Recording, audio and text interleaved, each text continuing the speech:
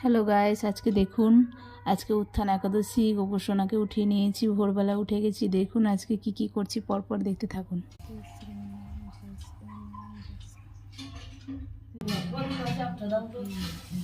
Guys দেখুন, আমার গোপসোনার জামা এই যে পরবে। এখন আমার গোপসোনার জামা পরা রেডি। গোপসোনার এবারে এই যে মালা মালা পরবে।